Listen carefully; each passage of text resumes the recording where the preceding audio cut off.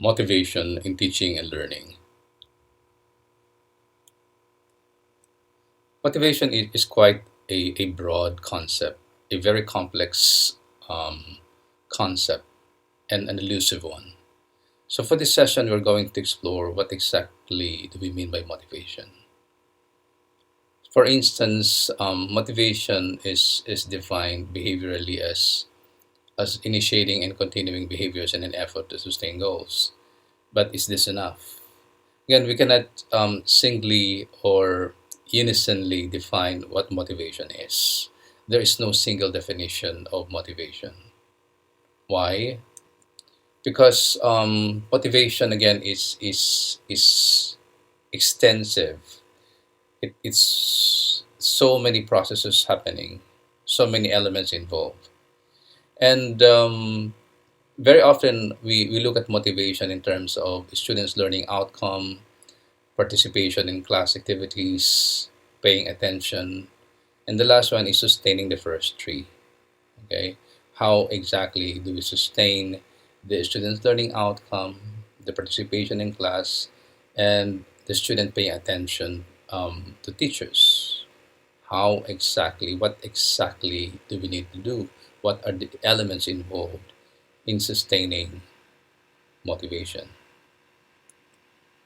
So again, motivation is multifaceted, multi-directional, multi-drivers. There are multi-drivers. There's so many drivers involved. There are so many factors involved. For example, the student factor, the teachers factor, the environmental factor, the social factor, the demographic factor. So these factors are quite involved in the operations of motivation. It is also multi-operational. It's coming from different aspects and multi-developmental. So motivation is different when you're dealing with children. Its motivation is different when you're dealing with adolescents, and motivation is entirely in different contexts when you're talking about in the, for example, in the tertiary level, in the college level. So let us look into the different uh, areas by which we could understand motivation. So, in terms of behavioral process, what is motivation? So, for instance, what reinforces motivation? What reinforces the paying attention of students to a certain subject? Okay. So, so what exactly about the behavioral concept um, that make us understand better what motivation is? So is it the reinforces? It is the punishment. Is it the environment? So what is it in the environment that reinforces the motivation, the desire of the student to learn, or um, what aspect of the behavior of the teachers that lead the students to pay attention to the teacher. Motivation is also a cognitive process. So when we talk about, for example, there are just so many theories about cognition. So, for example, in the information processing alone, what does information processing have to do with motivation, with the desire of student to be engaged, to be involved in the learning process? So, when we're talking about for example, the theory of Piaget. So So what it is in the structuring of the information, the structuring of the mind, that what do these have to do with motivation? So fundamentally, students, regardless of age or the level, um, students would have different way of processing information. Then, if students have different way of processing information, what does this have to do with motivation? So related to the cognitive process, the information overload. So the amount of information that we pass on to students, does this affect, that this impact motivation? How much information um, can a specific student contain? Of course, definitely, there are varied ways by which students load the information and make sense of the information. Then, similarly, the same question: what does information overload, okay, have to do with motivation? Does it have its own impact and influence on motivation?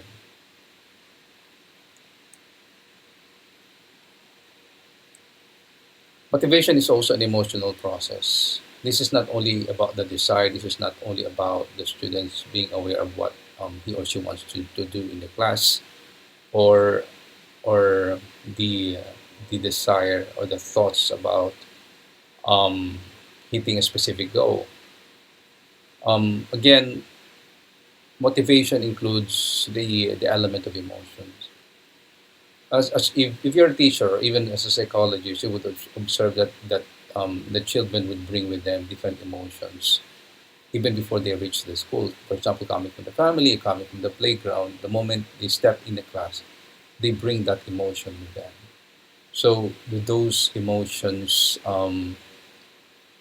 influence motivation. In one way or another, definitely emotions will have influence on on the motivation of students to learn. For example, definitely you've had your own your take of emotions, bringing your emotions in the classroom. Isn't it when you are emotionally loaded? For example, you're sad, or let's say you're depressed, or you're anxious about something.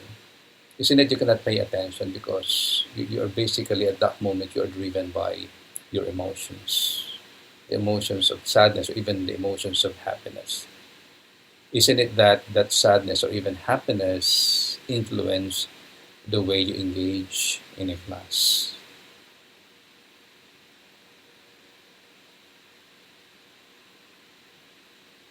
Motivation is also a humanistic process. We are coming from different direction in terms of our development. Okay, so when you start to look at the different development of children, which is fundamentally again very diverse. So this in one way or another is influencing the way they engage in a class. So for instance, in this picture, um, these children are coming from a specific need. For example, the need to eat. So here in the Philippines, so we as a developing country, there are so many poor children. So if children come to the class without eating, okay, they have not eaten their dinner, then come into class in the morning, they did not take their breakfast. So when children participate in the class, they use their body. So with empty stomach, how can they actually pay attention to the class if they are very weak physically and even mentally? Because when you are weak physically, you are also weak mentally. So how can you participate in the class with a weak body? So a certain need is being presented by children or by students. So the moment you, as a teacher, or as a psychologist, the moment the students step in the class, they bring not only their emotions, they also bring their human needs inside the classroom. And you cannot just separate that. And those human needs, those humanistic processes are very much part of the engagement of students in the learning processes. The meaningfulness and motivation, they um, the students bring with them different understanding of the meaning of life, the meaning of anything that is happening in their lives. All right, and what does this have to do with motivation? We have to be mindful about um, what is the meaning which the students create the moment you present a lesson. Is it meaningful to them? Is this attached to their to their experience? Is it attached to their past memories? Is it attached to what's very important to their lives at the moment? So the students um, basically bring with them different meanings and different approaches on how they attach meaning on whatever learning lessons or materials we present to them. Motivation is also a biological process. So naturally, when we learn, it involves our brain sensory and memory. So coming from our understanding of the nature of learning or the science of learning, so children coming from very unique background biologically, whether we like it or not, our biological or the what do you call this, the the nature of our body is influencing the way we respond to a stimulus presented by the teacher or presented by the educational environment. So we are very much diverse in terms of the capacity, potential, and limitations of the brain center. So when we are presenting lessons to children, definitely, or the students, definitely, students will be responding to that in a different way, depending on the nature of the brain sensory and memory. So related to the brain sensory and memory, so many students are sensory driven. So the many students are highly stimulated in terms of their sensory. So as a teacher, it is very important that to look at the lessons, to look at the instructional strategy, to be very sensory stimulated. Much more when we are when most of the students in the 21st century are very much stimulated by different factors, specifically the use of technology. So if the technology is so high in terms of drawing the attention of students, so the challenge now is how can we make this instructional strategies or the learning environment to be highly sensory, highly sensory stimulating. Okay, because there seems to be an existing battle between the attention the students are giving to the technology outside the classroom. At the moment they step inside the classroom, does the different processes happening in the academic environment, can they match the the um, the amount of the the strength the strength of the information technology happening outside the classroom? So that is a big question, and that is a big challenge. Motivation is also a social process. We learn not only, I mean, as an individual person, we learn with other people. We learn with our friends. We learn with a specific group that we like. Very often, especially with the children, not only with the children, even with adults, we get excited going to the school because we have our friends, we have our group there, we have our friends that we can laugh with, play with, um, enjoy an activity with. So when we're talking about social interaction, it is important to link motivation to that aspect. So very often in my own experience, students become very engaging when they work in a group rather than working on learning as an individual process. So when we are designing a very motivational activity for students, um, we have to include the social aspects. Related to the social process, motivation is also linked to the family. So before the children come to the school, they are first um, engaged with the family. So the relationship happening in the family is brought also to the school. So you cannot just separate that. All right. So the happiness the children experience in the family, in their homes, they bring that in the school. So in one way or another, directly or indirectly, that influence, those experiences in the family influence the way the children respond or engage in school activities. And what if a child or a student are having some issues, these disconnected experiences, disconnected relationship in the family? Just for instance, she or he would often encounter the fight of their of the parents. So when the child goes to the school, she she she brings those negative experiences inside the school. That's why you would notice in my experience also, I mean, attending to the academic or even the psychological concerns of students. Very often, family factors are are part why students are not so engaged, why the students are performing very low in terms of their academic output. So very salient issues also happen in the school is bullying. So if the school does not notice the bullying issue happening, for example, in one student, so this can be very detrimental not only in the personal development of the child, but also on how he would engage in the classroom, because definitely bullying would be impacting the thought process, the social relationship, and the like.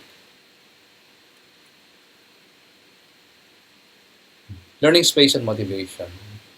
And when you're a psychologist, it is important to take note of this.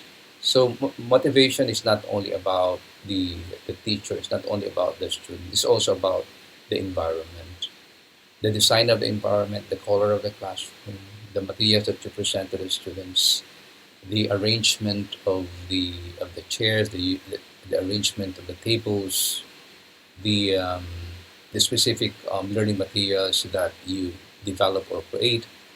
They are actually part of the learning space of students. So in one way or another, the learning space, the learning environment that we create for students influence the aspect of motivation. So for example, if the classroom is environment is very vibrant, is very welcoming to the students. So definitely, the learning space is creating a push to towards the engagement of students in a class. It creates the emotions, it creates the thought process also, and it also creates connection in terms of how the students are expected to engage or participate in a class. Motivation and diversity. So, as a psychologist, talking about motivation, you are dealing with diverse students, diverse in terms of their background, diverse in terms of the demography, um, diverse in terms of their emotions, the cognitive process, cognition, the the brain, sensory, and memory dynamics. So basically, they're so diverse. Now a you have an activity, you have a learning activity. Now, how would you plan a motivating activity that addresses diversity? And that is a big question. Then how can you actually um, segregate, or how can you actually make motivation a very inclusive way? At the same time, motivation addressing the different needs of children or students. So related to the diversity of students, so students have diverse learning styles. So you have to understand that motivation is, is is very much connected also to the learning styles of students. So talking about diversity, so definitely there will be different learning styles. So if we don't understand those learning styles, where the students are at home in, wherein this kind of learning strategy is very meaningful to them. So it is really very important to really understand where the students are in terms of understanding motivation. So again, when talking about diversity, there is a diverse intellectual capacity, potentials, and limitations. The student can never be the same. So if they are very diverse in terms of intellectual capacity, potentials, and limitations, how are you going to design an an activity, an academic activity, a learning activity that does not disregard, that does not water down the unique capacities, potentials, and limitations of students. Motivation and sense of self. From coming from the family, coming from the environment of students, and in the school, students are slowly, progressively building their sense of self, their understanding of the self, and this is not an isolated thing in terms of the of motivation. The sense of self is very much connected on how the students perceive themselves in terms of their confidence, in terms of their capacities, in terms of potentials, in terms of their skills, in terms of their talents, in terms of their dreams. So if we disregard this big picture of who they are and just focusing on on transferring content information, so we might create an issue on a problem on motivation here. So motivation is not only a student factor, but this is also a motivation. This is also a teacher factor. So when you're talking about teacher factors, it includes the understanding of the teacher in terms of pedagogical strategy, the teaching and learning strategy. So you would know the seriousness of the commitment of teachers in terms of their pedagogical strategy. So the pedagogical strategy um, um, influences motivation, the development of instructional material. When you're a teacher, developing instructional materials is not at all easy. So you really have to conceptualize. You have to align everything to the curriculum.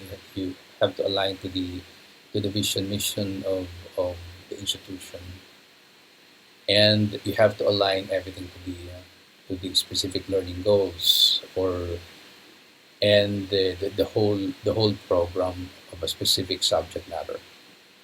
And it also includes skills in classroom management and communication, the way we communicate. So this the transfer of information is fundamentally about communication. So what is our strategy in communication? Um, Considering the diversity of students, how do we communicate? So we only have one style of communicating, especially when we're dealing with children. So it can actually influence the aspect of motivation and personality. So teachers have different personality. They are also diverse. But more than that, I mean, it's like becoming aware of your personality, but at the same time also being mindful of how your personality is impacting the academic engagement or the learning engagement of students. So some teachers might be aware of it, but some teachers might not be aware of it also. Right? So when we're talking about the teacher factors, also it's about connecting with all students. Motivation is about the teacher being able to connect with unique students, with diverse students, students with unique capacity, potentials, and limitations. Connecting emotionally, connecting cognitively, connecting socially, or even connecting spiritually. So again, we talk about motivation and pedagogical strategies. So we need to underscore the fact that um, depending on the level of program, for example, primary school, secondary school, or tertiary level, So we need to understand how we actually prepare the teaching and learning strategies. Okay, very that strategies that are very responsive to the different dimensions of the learning processes of the students. That is very responsive to the needs, that responsive to the meaningfulness, responsive um, to the aspirations of the students. And as I mentioned earlier, so classroom management, regardless of the level of students, is very important because when you know how to manage the classroom and the different elements included in the classroom, okay, then that is also very much connected to motivation. So imagine a teacher who cannot control, for example, the behavior, a teacher who does not know how to arrange the classroom, a teacher who does not know how to organize the different aspects of the learning material. So that could be a disaster, not only on the motivation, but the entire development of students. And as a teacher also, the part of the connection is the timely feedback. When you give feedback to the progress, to the concerns of students, what they are good at, what they needed to develop, um, what they seem to be not good at, but you you emphasize the strengths of student, and that's to be timely. So when you recognize a certain potential, then immediately you inform the students about it, and that is also about motivation, the affirmation. When you start to affirm where they are in terms of their strengths or what they needed to develop. Motivation and designing an assessment. So talking about diversity, so as a teacher, as a psychologist, how are you going to design an assessment? Very often, from my experience or your experience perhaps, I mean, very often assessment, it creates different anxieties on many students. Sometimes they feel so low, um, it lowers self-esteem, it lowers self-confidence. They prepare very well in the exam, although at the end the result of the exam is not favorable to some students. So if you're if you really understand what the motivation is in relationship to assessment, we have to pay attention to the diversity of children. I mean, um, assessment can be very problematic if it does not it does not consider at all the uniqueness and diversity of students. So it is a fact that each child has his own, each student has his own capacity, potential, limitation. And if you're going to give just one assessment, one standard assessment to all students, diverse students, I think we're giving justice, we're giving a fair situation here to all the students. So an assessment in itself without its clarity of intention, clarity of planning, can again can really um, destroy the motivation of children in engaging or student in engaging in academic activities. Another aspect of motivation is when students become independent. They're able to take control of their own learning. So slowly, progressively, the students take charge of what they want to be, take charge of their own learning, take charge of their capacities, potentials, and limitations. And when the students strengthen that awareness, that is motivation.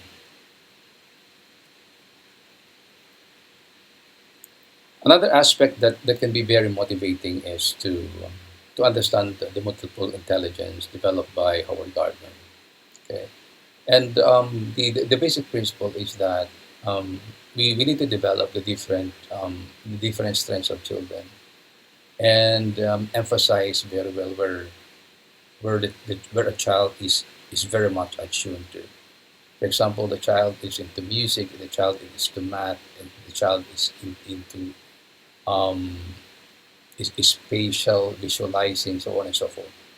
So what can be very motivating is recognizing the strengths of children, but at the same time also giving them an equal opportunity for growth.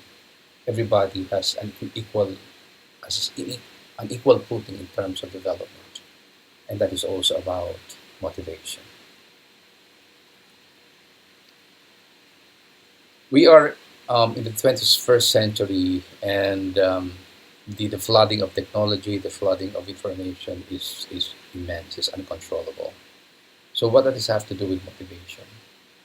So as I've mentioned earlier, the technology is everywhere outside the classroom. But the moment you step in the classroom, how do we actually maximize, especially for the teacher, how do we maximize the use of technology?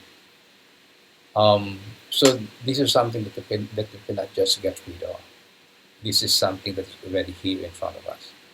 So if the use of technology outside the classroom is so strong, um, um, very entertaining, um, very strong, and the moment you step in the classroom, the um, the class is so boring. The class is not engaging at all, and it's not kind of entertaining. So we needed to really understand this aspect. Okay, and I guess there's a third study on this area on the role of technology in terms of increasing the motivation of children to learn or the students to learn inside the classroom, inside the formal learning. Now let us now look into understanding motivation in the context of Philippine education. Just for example, here in the picture, you will see how many students. 60 students in a classroom. So how how can we actually um, pay attention to the diversity of students? How can we actually pay attention to the um, unique capacity potentials and limitations, for example, of all these 60 students with one teacher? So when talking about motivation in the Philippine context, it has to be reviewed, it has to be evaluated. Because at the end of everything, when you talk about when you talk about the context, when you talk about the reality, okay, motivation could be it's can be a very vague concept. But the moment we understand from the ground what the reality is, then we can probably redefine what motivation is in our context, specifically as a developing country. So, what kind of motivation is needed in order to address the academic or even developmental needs of our students here in the Philippines? So again, when you're talking about motivation, it cannot be just defined in one area or in one concept. Okay, first it is multidimensional, so we need to consider the diversity of students, and we need to individualize and create an inclusive tool for operationalizing and assessing motivation. And when you're talking about the operations of motivation, specifically in the Philippine context, this is something that we need to look into. Okay, so what kind of motivation do we need to develop? What kind of motivation operations do we need to create in the Philippine context? So now, again, my students, given this very brief discussion about, not discussion, the presentation about motivation. So what exactly is motivation? How are you going to describe motivation? Specifically, when you're talking about yourself as a psychologist in the Philippine context. So how are you going to develop a an operational definition of motivation in our context here in the Philippines?